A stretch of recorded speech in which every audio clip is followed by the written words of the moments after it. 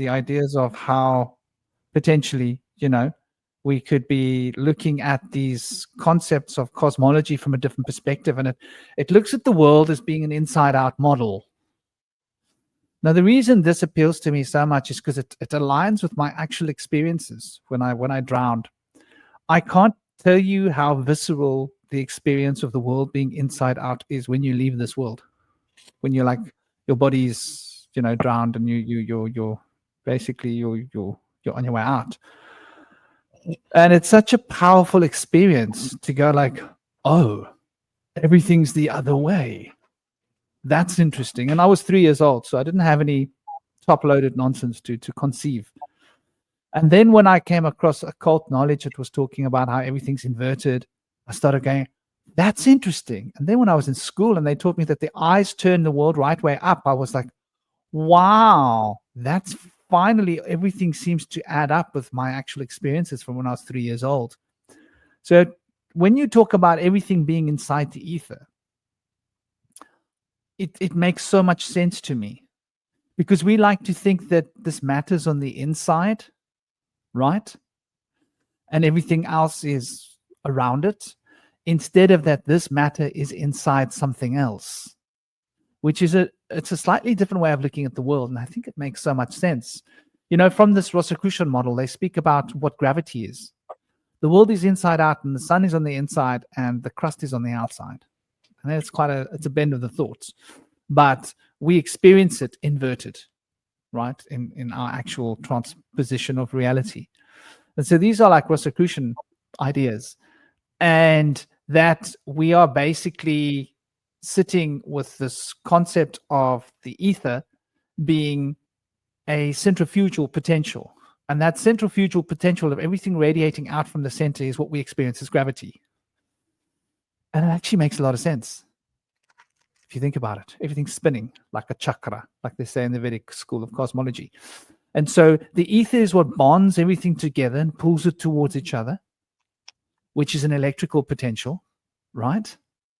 And then the centrifugal potential is what pushes everything out away from each other. So we think of gravity as pulling towards each other, when maybe gravity is actually pushing away from a central point of space-time, which would be the ether, which is quite an interesting concept, because it relates to the Rosicrucian idea that God is pressure and that everything is being pushed out pressure-wise. And so if we consider the pressure model of matter, you've got these dimensional forces pushing towards the center. So I think there's so much that we're going to unpack with those ideas, dear brother Indy, when we're looking at the sort of cosmological sort of potentials and perspectives on the nature of reality itself.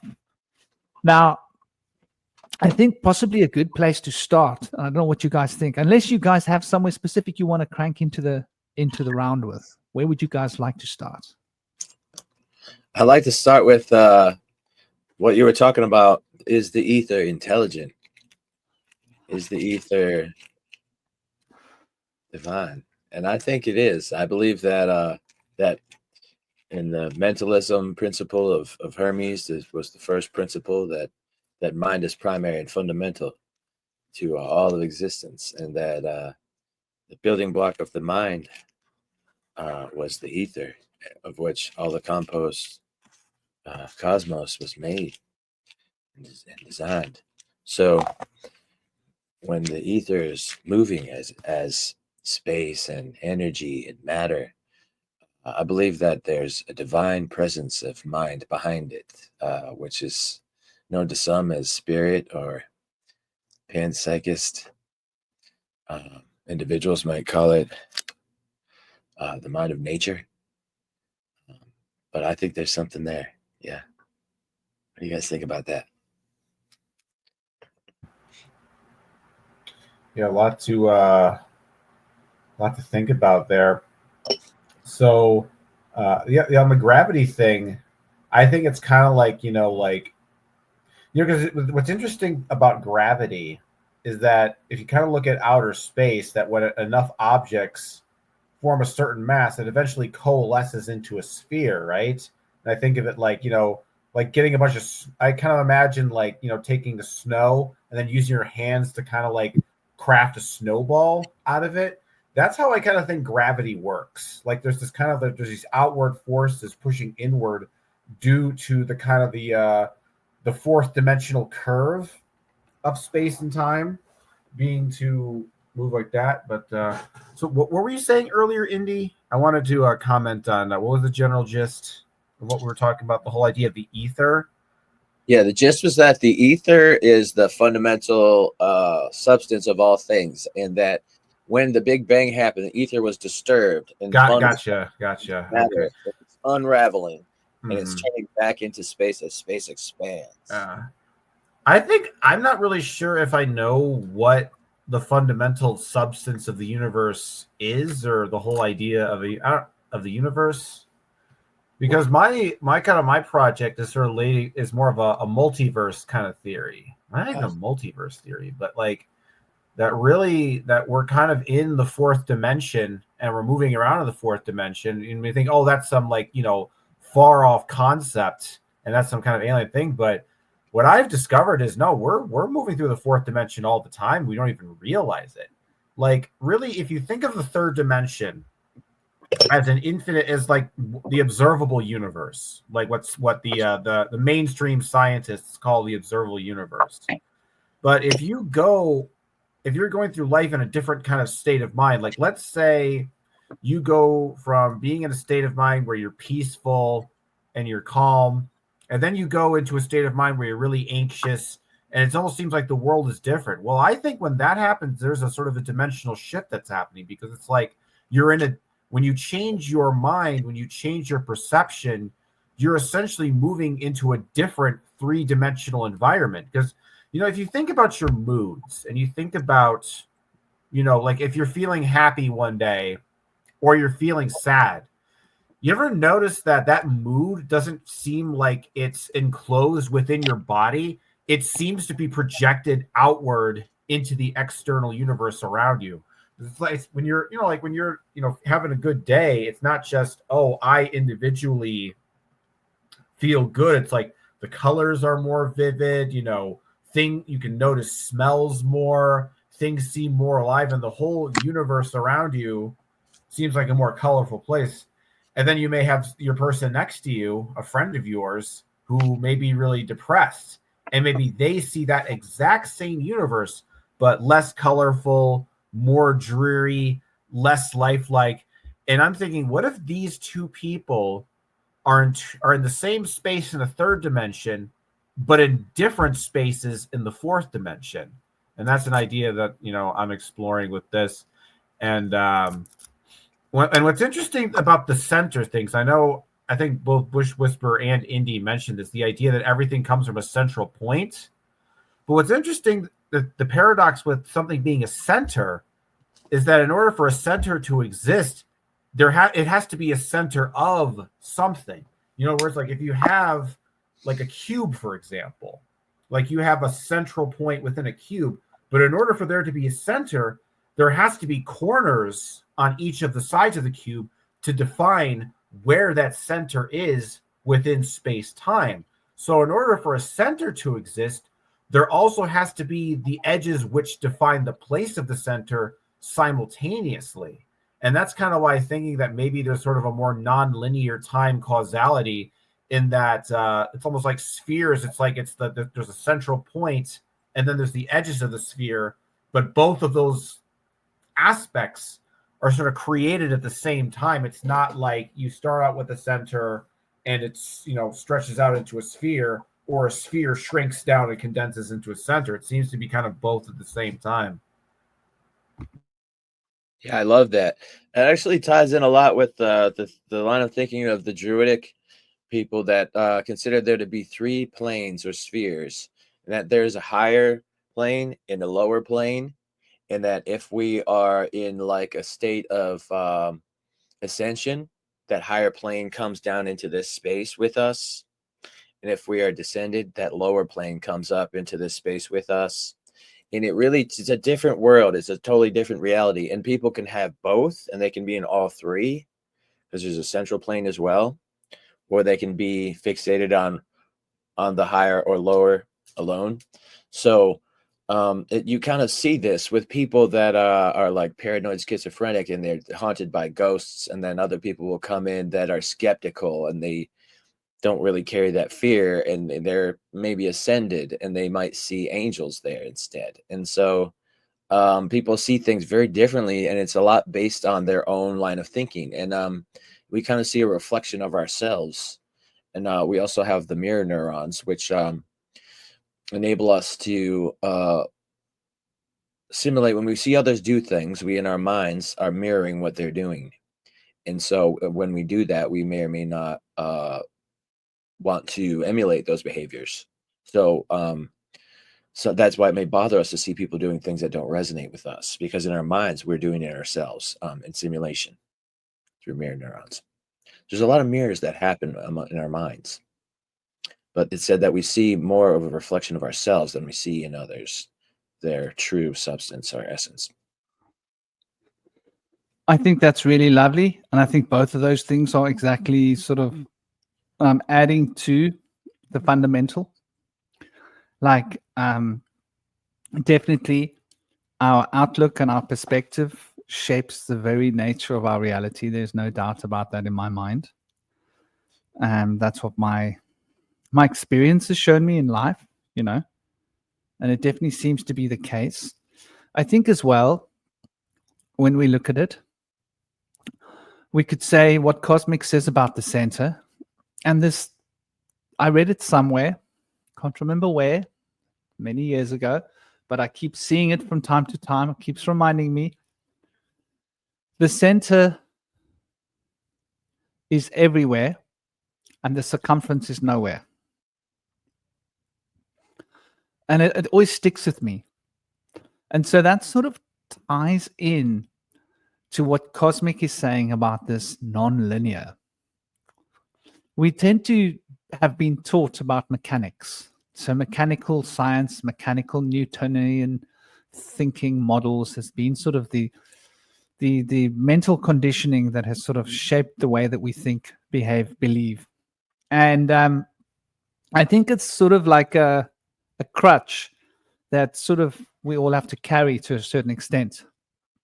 So when I think of that other center, the ether, I think of the ether as being, like Cosmic was saying, we're in a paradigm within a greater paradigm.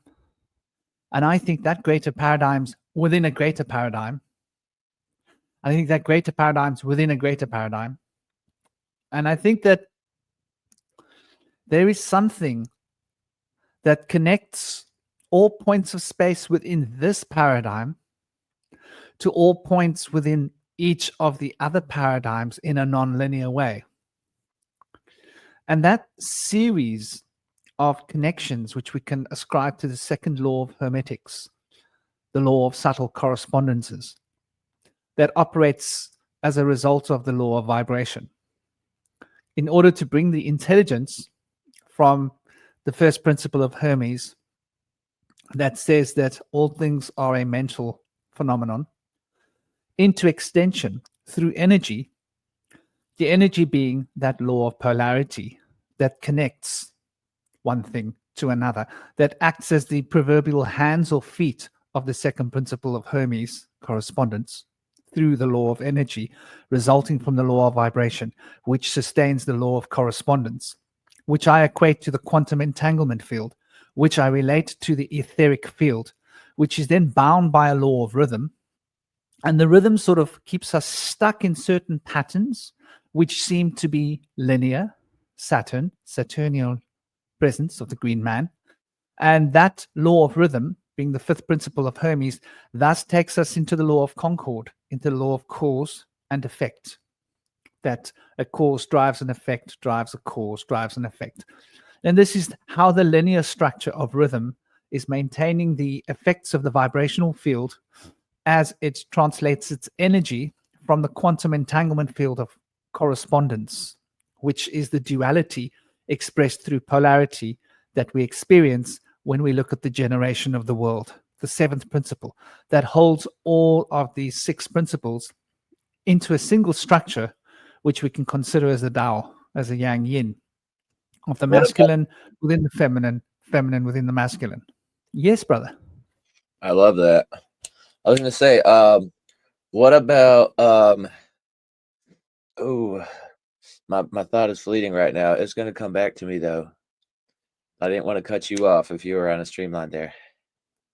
Yeah, I was just the final point I was getting to is that extension of connectivity, that field of connectivity, I would ascribe that to being the ether.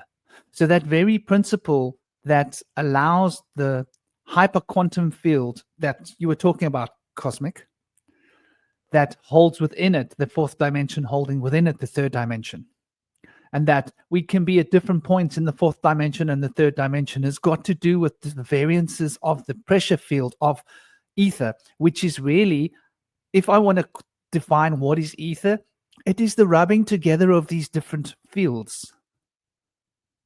How's that sound as an idea, Cosmic? These different Zarphexes, different cosmic proportions rubbing together in this point. And the way that these things rub together creates a different variance of pressure. And that variance of pressure we observe here observably as quantum entanglement, which says to us that the law of time isn't linear. And that's what I think the Greeks were talking about when they were talking about ether. Instead of thinking of it as a particular substance, let's think of it as the fundamental substance of all different zones, all different states of reality, all sort of emerging. How's that as an idea? I love that. Yeah. So the thing, and what's interesting in Zarphexology is, so you start off with the concept of the Zarphex, right? Which is basically kind of your fourth dimensional sort of experience sphere, as I kind of define it. Well, when the Zarphexes get to a certain level of mass, they form a Zarphex. When they get a bunch of them, like a cluster, and then within that Zarphex, there forms a Zarphex nucleus. So it's like, so imagine like a bunch of spheres, like thousands, millions, and thousands of spheres, all making one big sphere, and at the center, it all kind of like melts into a kind of a singularity. And that's essentially the Zarphex nucleus, where all the realities of this world intersect, and that kind of creates the shape. And I kind of wanted to jump into what you were talking about, the idea. Correct me if I'm misquoting you here, because I think that it's crucial that I contextualize what you said earlier properly. The idea that there is a center without a circumference. Am I getting that right? Okay. So I think that when it comes there is a center, but the center exists everywhere. And there is a circumference, but the circumference actually doesn't exist here. Gotcha. Okay. Oh, no. Okay. So we're on the same track. So what I've been thinking about, I think in order to better understand that concept, is I think we can understand a literal circumference of an idea. Like there's a circle and it has a certain specific perimeter, or a sphere has a certain perimeter. But I think when it comes to circumference, it also applies ideologically, intellectually, mentally, imaginationally. So here's an interesting idea. Every belief system has a circumference. I think if you think of every belief system as a sphere, then each sphere has a circumference. So whatever you believe, regardless of what the nature of that belief is it forms a sphere and a circumference. And one of the things about Zarphexology is learning to form this perception where you can see outside of your own sphere and see into the spheres beyond. And then that way you can switch and move back and forth to different spheres. It's kind of similar to Robert Anton Wilson's reality tunnel theory, where everybody kind of exists in a different reality tunnel. There's a Christian reality tunnel, an atheist reality tunnel, Buddhist reality tunnel, et cetera, et cetera. But I kind of do it as like, spheres, and each of these spheres exist in different dimensional spaces that correspond with it. And I think it's important to recognize that what's interesting about this philosophy is that it's kind of counterintuitive, but the idea is that the way to escape a belief system is not to say this belief system is false, but you have to define where it exists within space. Because the thing is, if you say something is an illusion, then there's no boundaries in which to define that illusion. So even though it's an illusion, it seems to permeate all of mind space around you, and there's no real way to escape it. But when you kind of say, oh, this is real in a certain context, you encapsulate that belief system in a bubble, and then you're able to actually walk outside of that into the mysterious space beyond. I like that. Giving a little recipe for like how to move between that contextual center that's everywhere and the circumference, which, well, it's nowhere. Well, nowhere doesn't mean it doesn't exist. It's just not where. And where means we're not wearing it. We're not wearing it like we wear our skins. And what we wear is what we are aware of, because we are aware of what we wear. Our skins, we wear this world. So it's awareness. So where are we? We are in our awareness. Interesting concept, the nature of space-time. And it sort of brings us back to what you were saying as well. Both of you actually, going back to what Indy said a while ago about the intelligence of the ether. Because now we're suddenly thinking, well, do we wear space? And is that why we can say where something is? Because we're wearing it in our awareness. And if awareness is how we wear our bodies in space, then what does that say about the nature of space-time? If it can be worn by consciousness, it has to be an emanation of the intelligence field. So that sort of insinuates by default what you were saying, Indy, about everything being intelligent. Otherwise, how can we wear it as a thought? And so it sort of causes us to start questioning atoms. What is smaller than atoms? Could there be like thoughtums? Thoughtums. Yeah. Thoughtums. Little thoughtums. Oh, and, I'm glad that Cosmic mentioned Robert Anton Wilson's reality tunnels earlier, because I was thinking on a similar parallel line of thought. Rupert Sheldrake's morphic resonance fields. Rupert Sheldrake being the one who brought panpsychism to the main stage. I think a lot of these ideas that he had as a botanist, he's kind of a quantum botanist, so to speak. But he got a lot of these information from old French philosophers. He's been bringing a lot of their ideas back to the forefront, and it's just brilliant stuff. But I really feel like these different Zarphexes and Zarphexes really tie in with the reality tunnels and the morphic fields. And so I feel like we all have a multiverse within our minds, in the sense that when we make every decision we make, our subconscious mind plays out like what would be the outcome from each decision we can make out of infinite choices. And they play it all out and choose us like a path of least resistance, or like the path that resonates with our essence and our way of being. And so when that multiverse reduces down to that one choice, it's as if things are on our stage as an individual being seen in so many different lights, and at the same time another person in the same situation might be making the same choice, has many different options than that other visual. So at the same time there's a whole like number of multiverses happening simultaneously.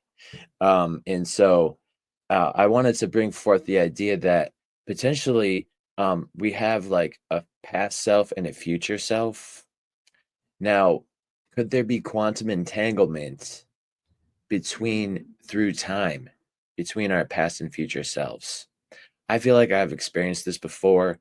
When we make a decision that is transformative for us, that will help us ascend from transgressive behaviors and move and become a better person, and then forgive ourselves and change our karma, which is like really, to me, action, which is the orientation of our feelings and our actions, if they are in line with one another.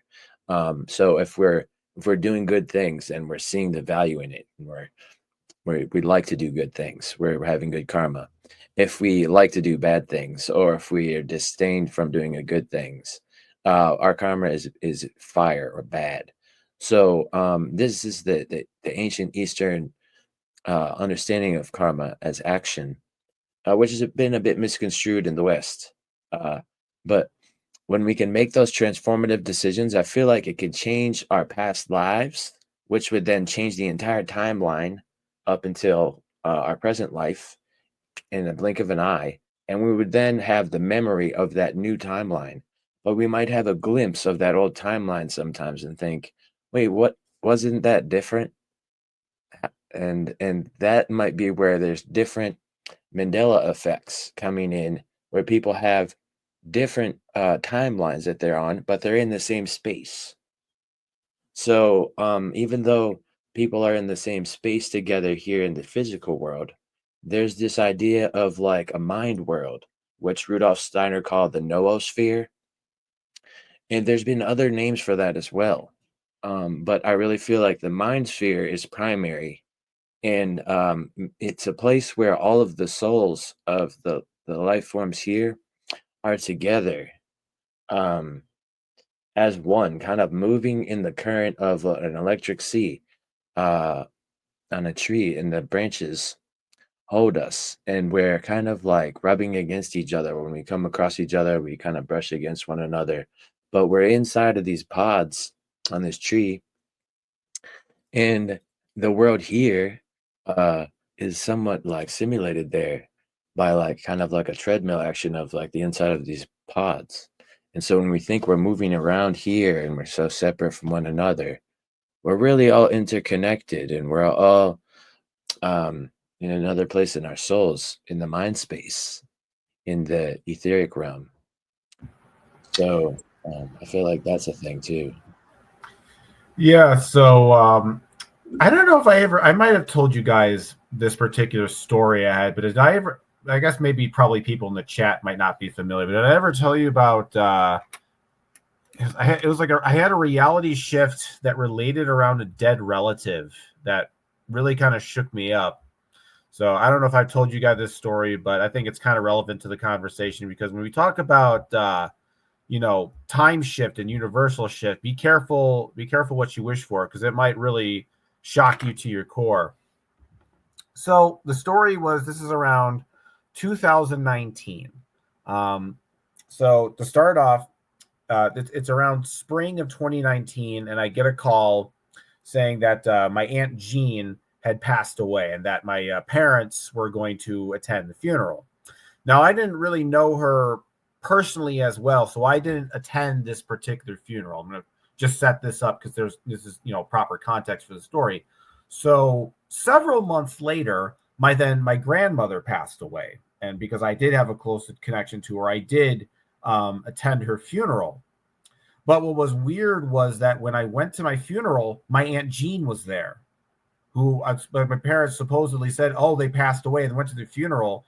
And for several months, I believed, oh, she passed away. But here she was right there in front of me, alive. And I'm like, what the hell? And I really felt like at that moment, I shifted timelines, because then I asked my parents, I was like, it's like, hey, I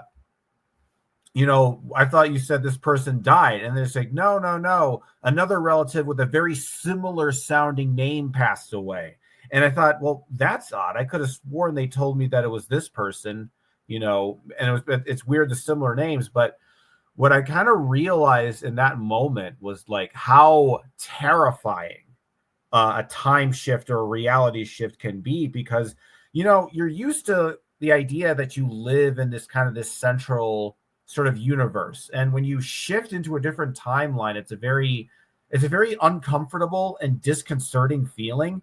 Probably even more so than psychedelics. Now, whether this was me actually shifting into a different timeline, or me, misinterpreting a person's name that passed away, it still genuinely felt like, if I shifted timelines, this is exactly what it felt like, where reality glitches.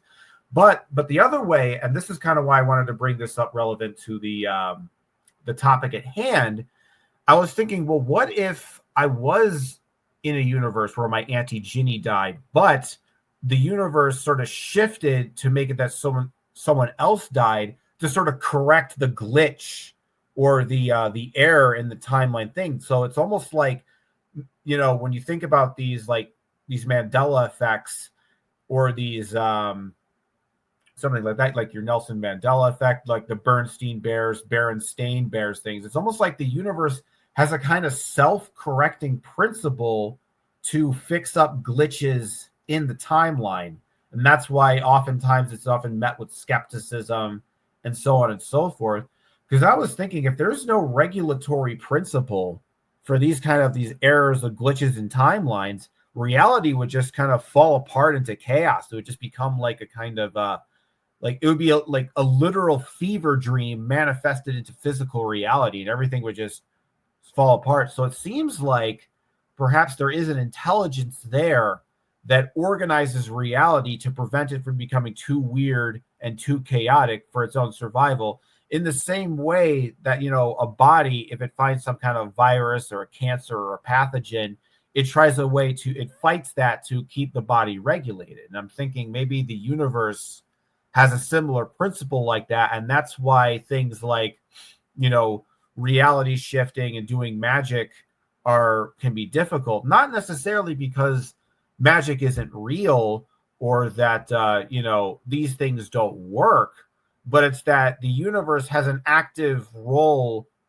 to protect itself from becoming too distorted. So there's an initial inertia that one has to overcome to actually have magical manifested in the world because of this process.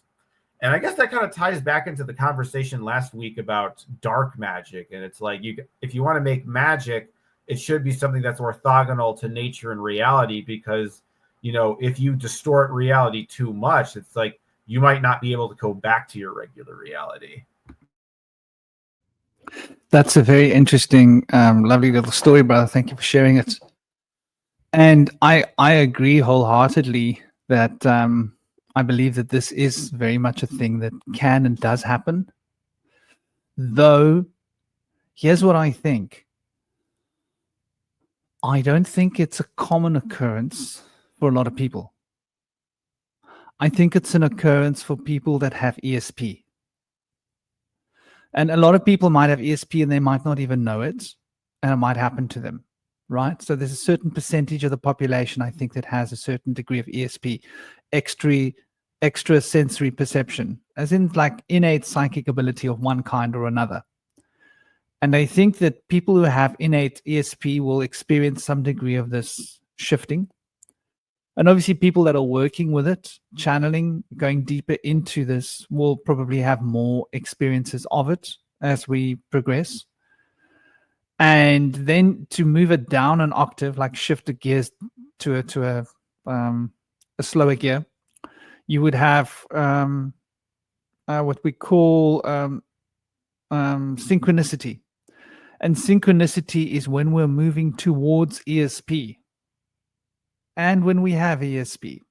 So like you're moving towards ESP, there's an increase of synchronicity until the synchronicities start to become empowered. We start to observe it. Like you're looking at your clock, and as you look at your clock, you go, ha, ha, ha, ha, this is going to be like 21. 21.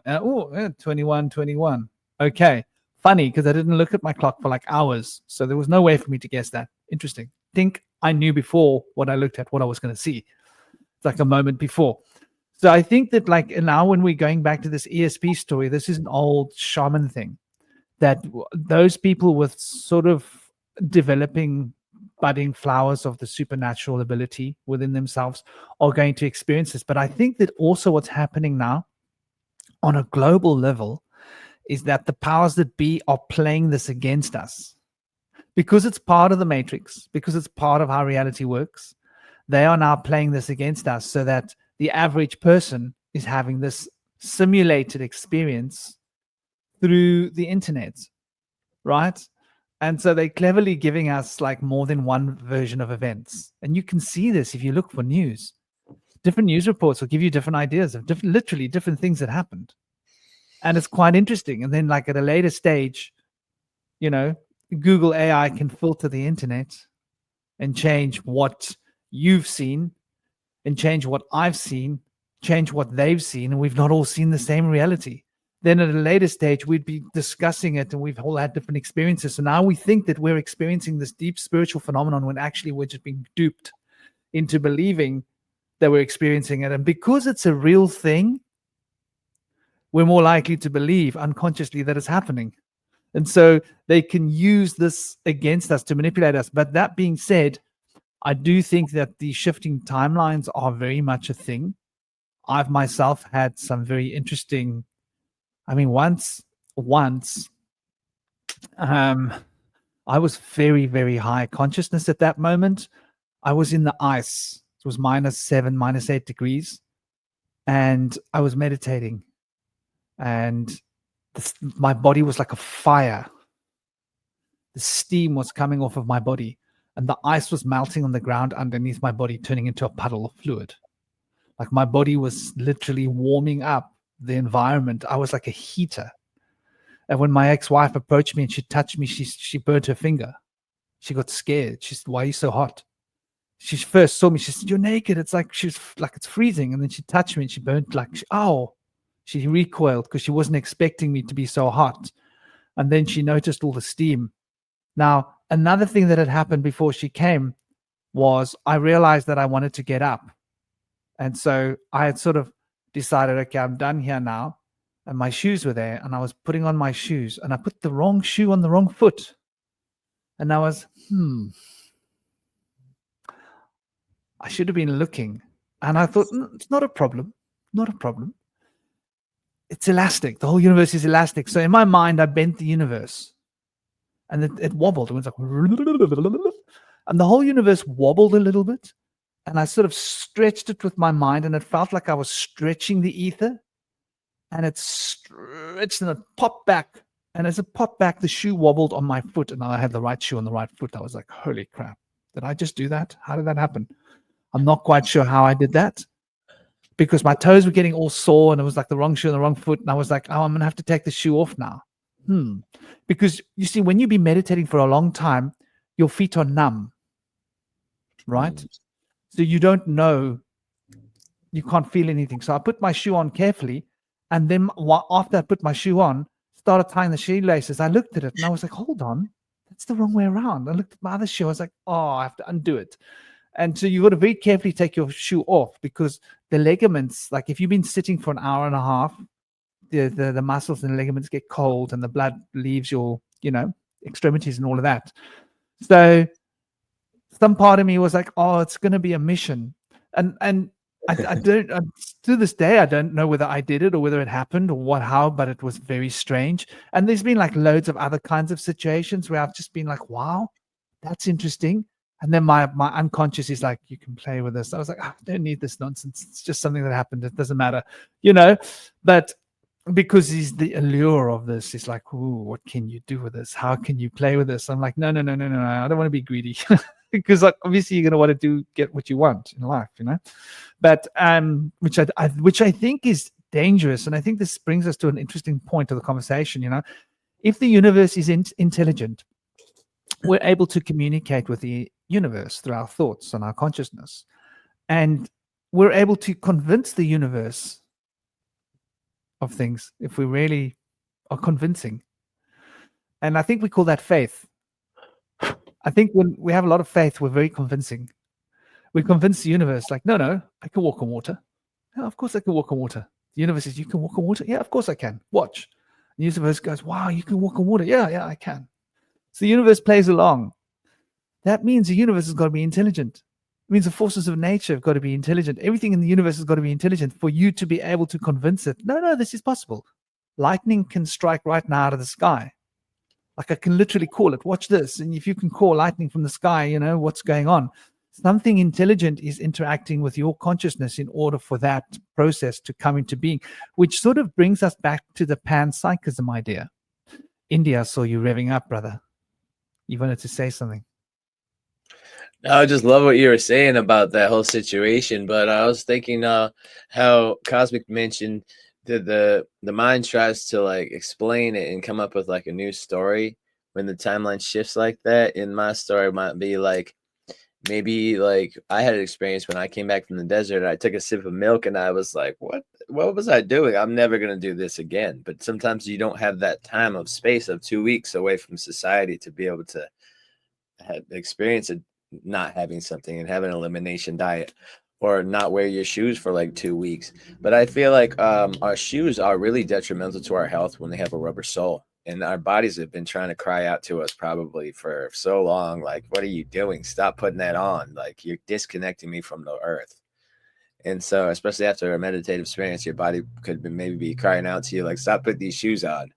They're uncomfortable. Or maybe even put you through that whole trip of like a whole new timeline shift to be like, the shoe, what am I thinking? What am I doing? But no, that somebody mentioned that to me earlier this week. But if we were to stop using these rubber soles, man, start doing some more earthing, it could be really great for our energy.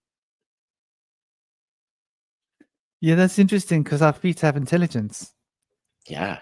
And so the intelligence of our feet starts to engage with the intelligence of the earth.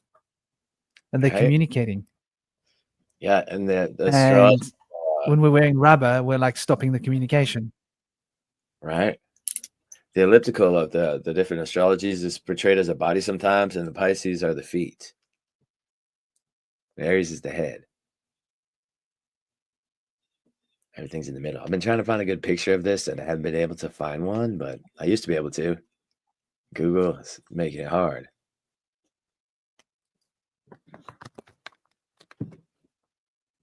I like that you point out the Pisces is the feet, and indeed Pisces is the feet. So Pisces. So if we look at Pisces and we look at Koph, the hieroglyph for the back of the head, relates to Koph, which is the Pisces, the feet, which is the pure interface with the unconscious.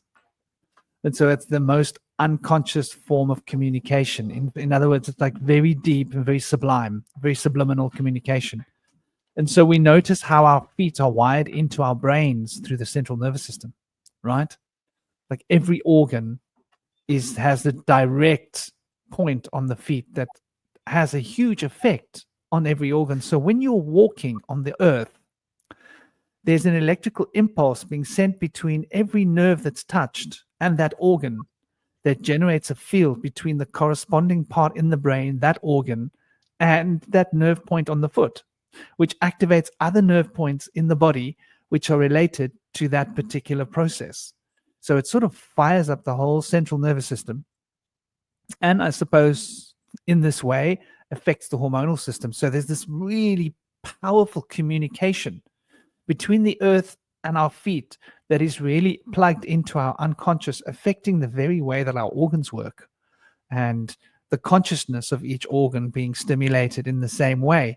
And so think about how these unconscious emotions can just arise into consciousness without cause or without reason.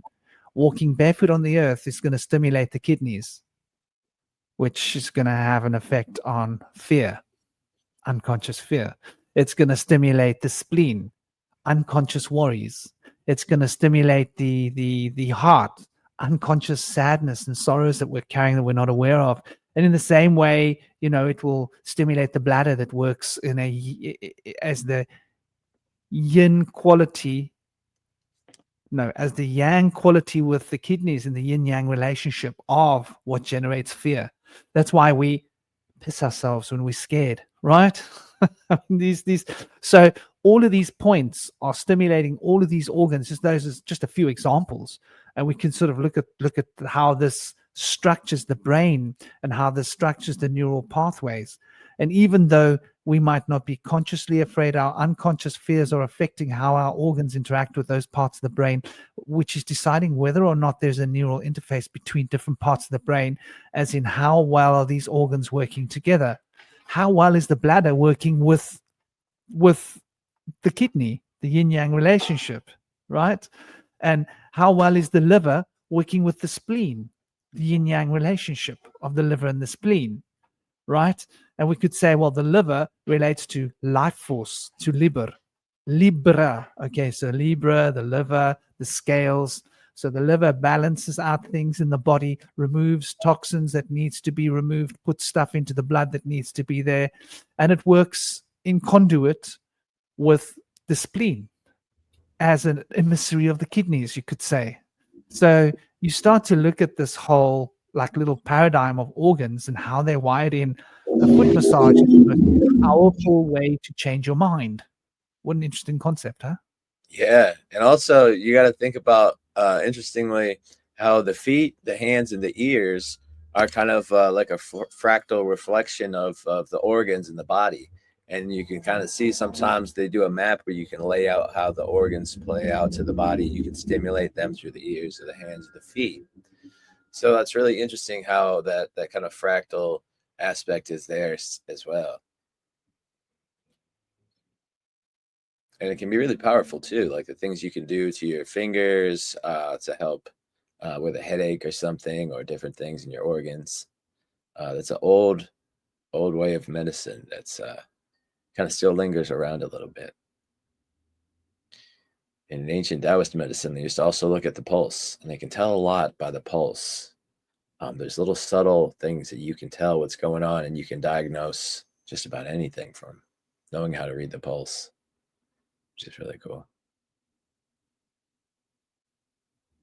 Yeah, so your idea of grounding, I think, is really an important point.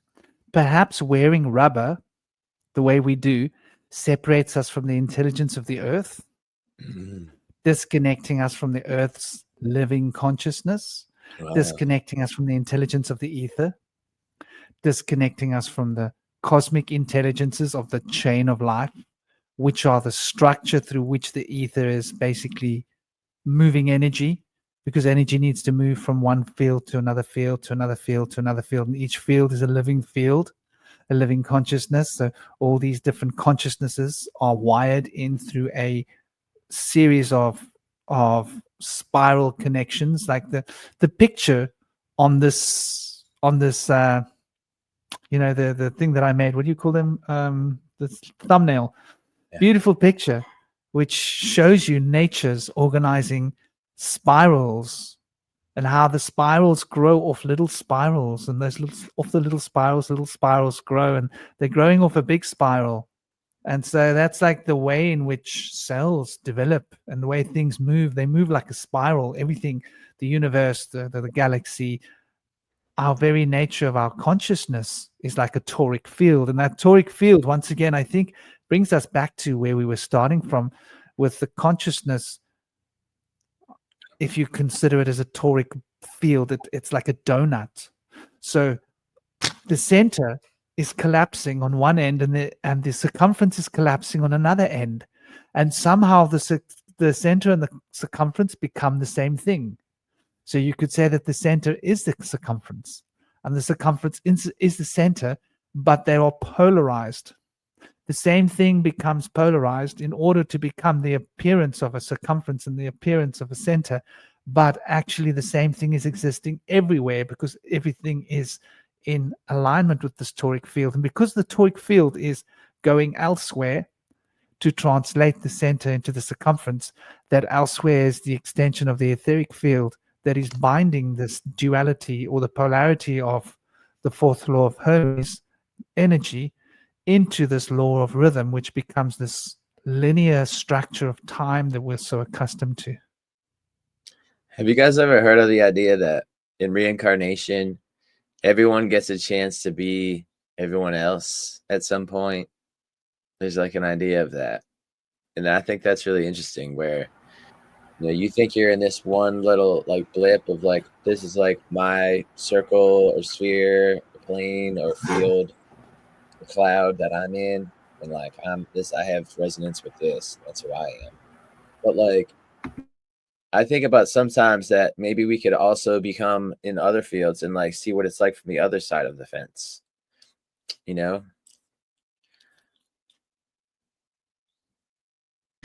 I think I guess that would make sense from like the kind of like a Hindu perspective, because if everything is sort of the singular Atman, then technically that would be, true that eventually you'd be kind of like every single incarnation. I kind of view it more like there's a certain range of forms that we can take. So it's like, I think of it like you're the center of the circle. Then the further you go out into the circle, the less you the forms become.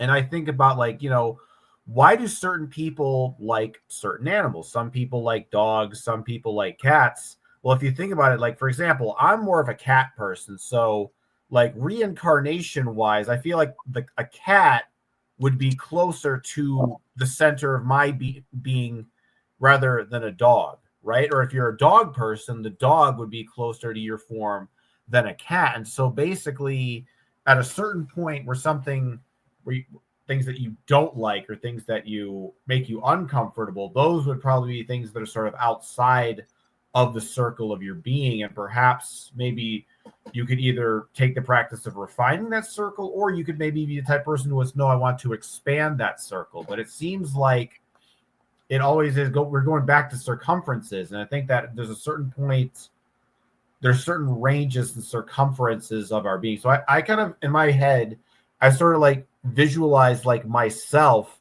but then there's like kind of a bunch of like circles around me, and there's sort of like a wall of like different versions of me that sort of go further out into the circle. And the further I spread out, the more different those forms become.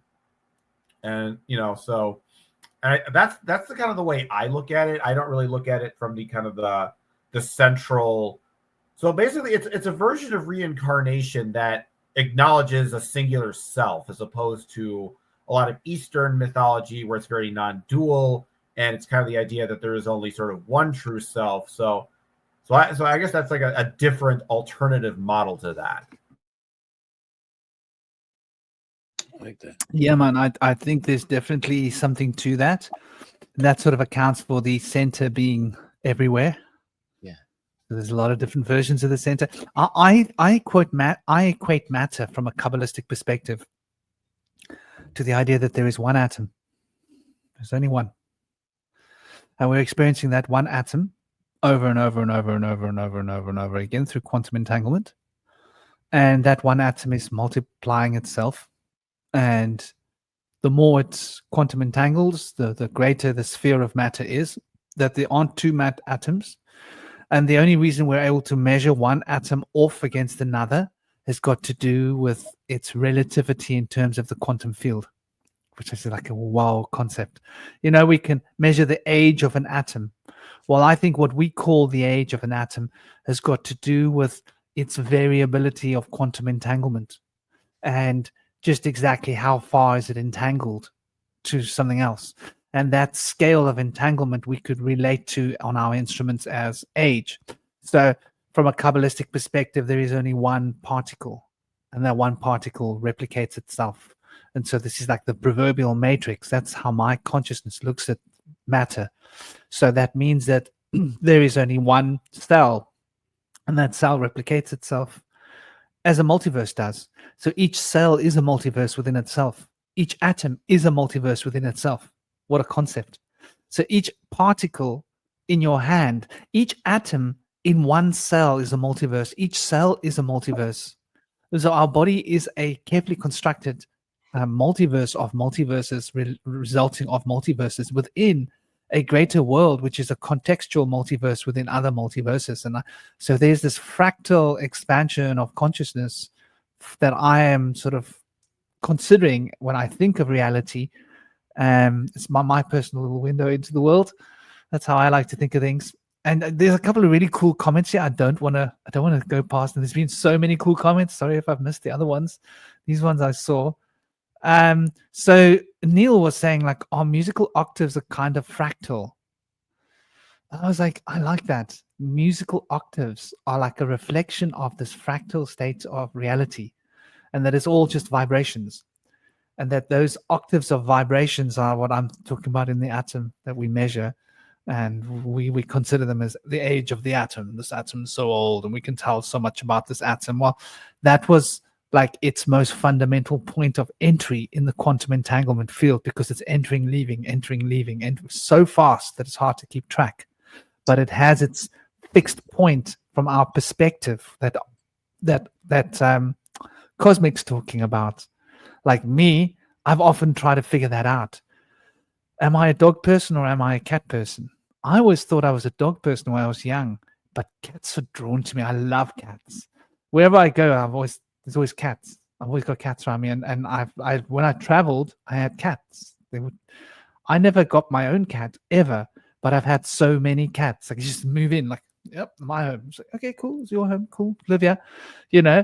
So I've often considered that whole thing about a dog and a cat person, and I relate it to the solar and lunar.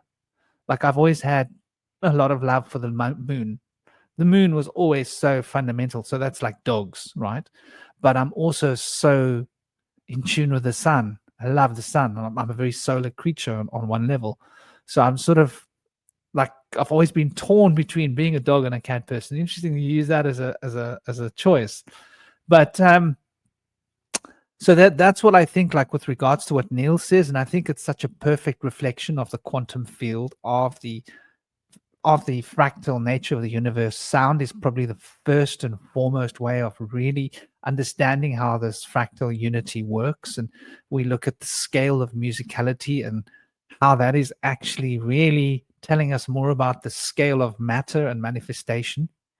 And you know, Bernadine also had a cool little comment, and that was Neil's comment, you know, on musical octaves, fractal.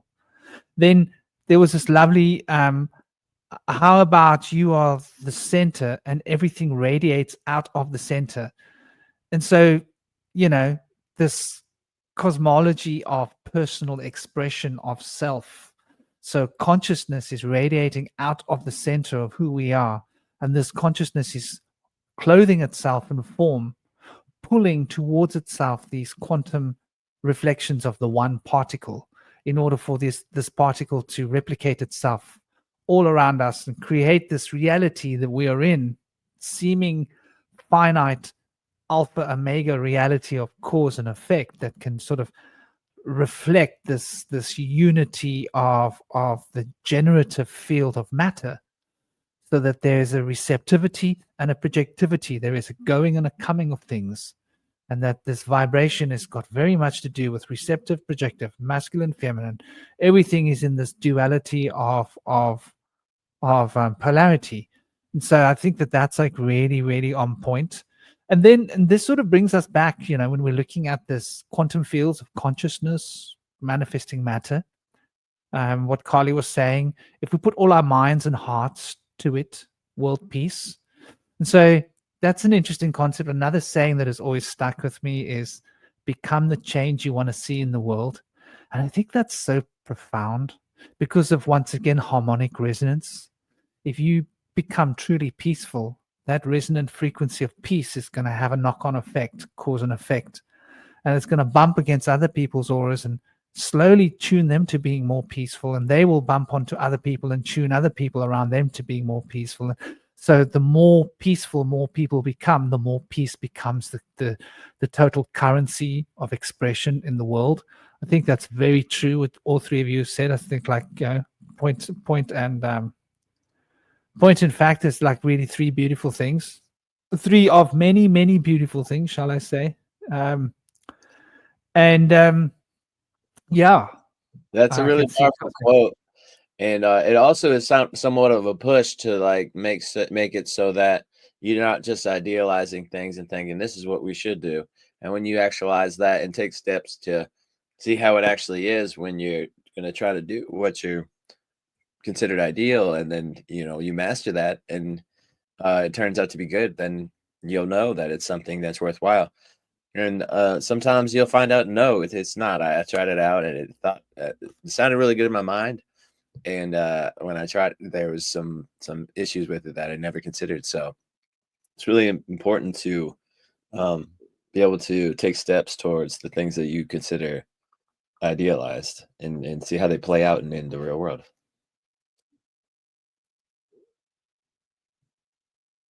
You have to prepare yourself, because you might be disappointed that the thing that you thought was the answer may not be, but that's how you find the right answers.